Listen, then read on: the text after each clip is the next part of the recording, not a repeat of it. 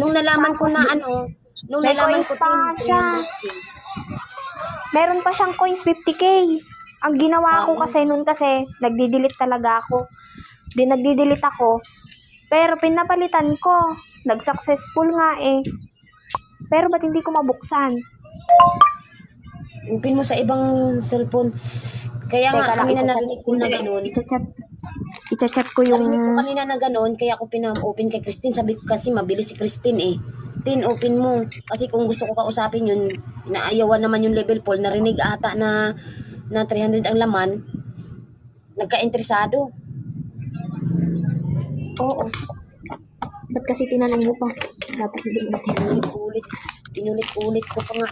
Pinulit pa nga ni Christine, 300K o 300. Naghahagis daw kasi yung pinsan niya sa kanya. Ang gawin niyo, tignan niyo yung fans ranking niya. Tignan niyo kung